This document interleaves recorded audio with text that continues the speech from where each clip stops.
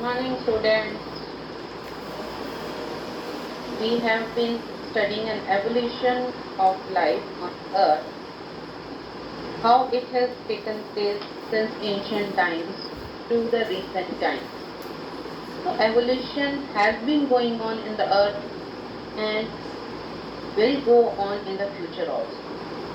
So where are the various types of evolution? So majorly we can study into the two types of evolution which has been taking place in the nature, that is the macroevolution and megaevolution. So microevolution is the, you can say, the change in the allele frequency that occurs within time through evolution, and this change is due to the four major processes which are occurring in the nature. So first is mutation, second is selection, then is the gene flow and the genital drift. So they all cause the change in the allele frequency. So when we talk about macroevolution, how to define it? Macroevolutionary studies are those which focus on the changes that occur at or above the level of the species. An example of macroevolution is the appearance of feathers during the evolution of birds from the theropod dinosaurs. You know the dinosaurs were the reptiles, and in evolution from the reptiles the next one are the birds which have evolved. So the feathers have been there in the birds. They have appeared from the theropod dinosaurs. So that is the change which has occurred at the level of the species. Now another example of macroevolution is the genus of Equidae or the equus. We call it as the modern horse. How the evolution has taken place. So right in the Eocene period, it was the Hyracotherium. From there originated another form which was Pachynophilus, then Propylotherium and the Paleotherium, and in the evolution the next one which continued was the Oricotherium. So Oricotherium, when we talk about in the diagram, you can see the Hyracotherium. Here the toes were just like the sheep.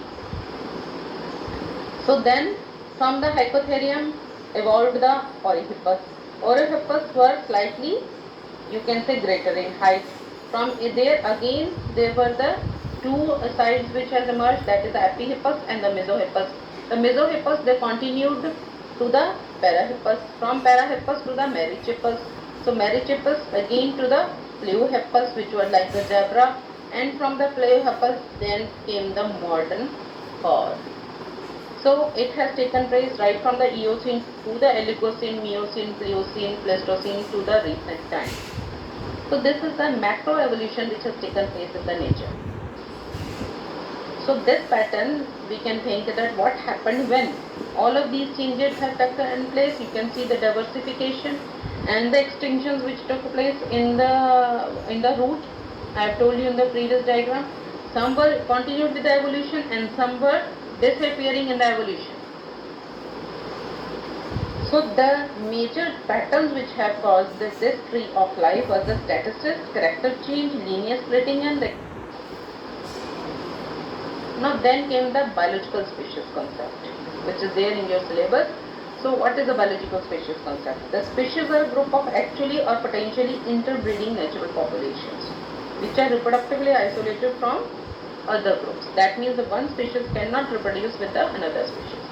So breeding behavior can be real or potential. If two species come together and breed, then there was only one species, then the breeding behavior in nature can be different than in captivity.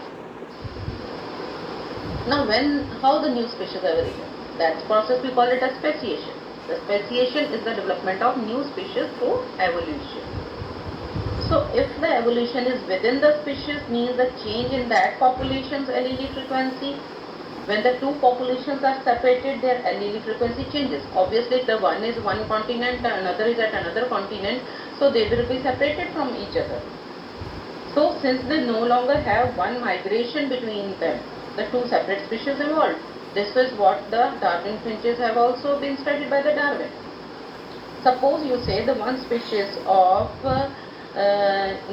you can say a particular sparrow is there on one continent, the another one is on the another continent, and they both are separated by a huge body of water. So there is no migration between them, and in that case the two separate species can evolve in those particular different continents. So they are geographically different there. Then is the allopatric speciation, which means of the other countries, when the geographical barriers divide the population, which are followed by the development of mechanism in the separated populations. There are the geographical barriers which divide them. So geographical isolation is the most important factor I told you. Besides this, there can be physical or behavioral changes which develop that will keep the two species isolated from interbreeding. So then there will be reproductive isolation. So any factor in nature which prevents the interbreeding between the individuals, we call it as reproductive isolation, because that prevents them from producing the viable offspring.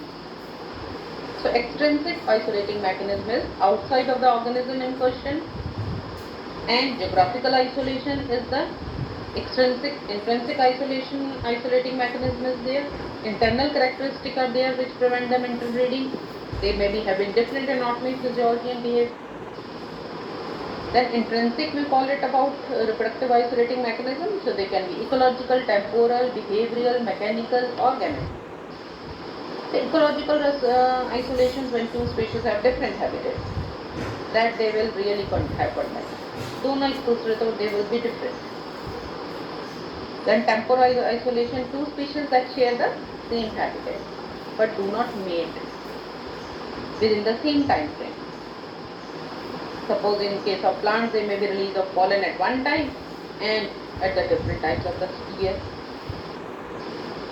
So behavioral isolation, when the populations are in contact, the breeding can occur. They must choose the mate.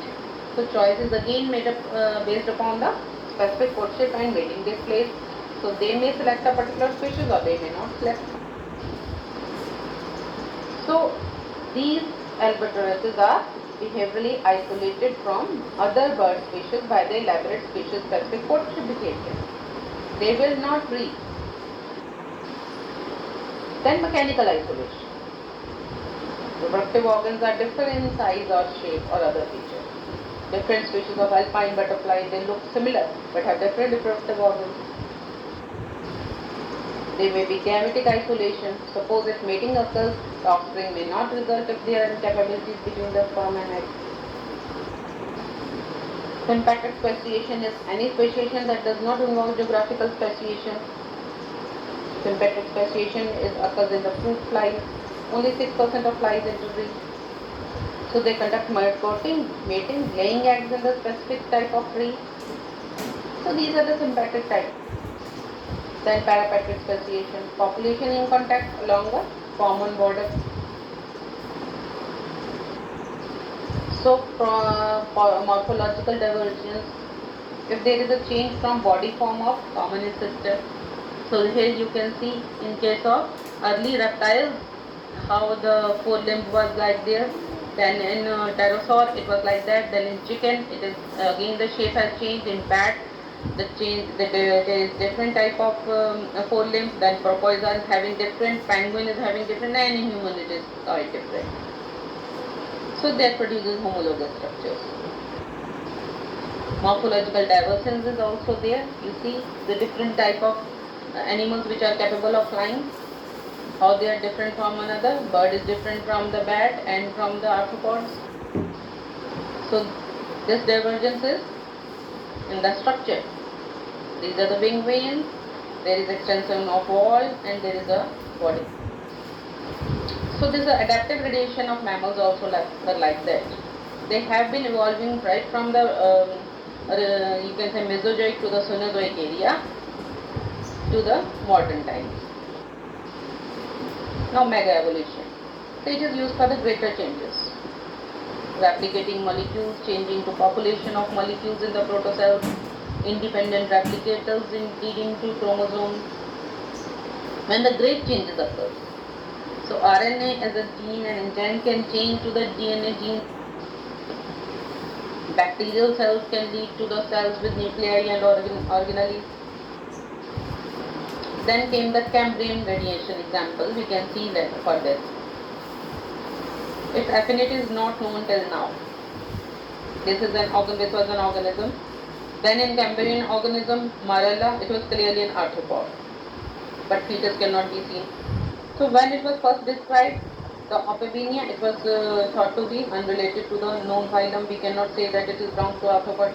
Lekin later जो discoveries की हैं, that they have shown that it is closely related to the ancestrals of arthropods. So this was all about the macro and mega evolution, students. I think you have understood it.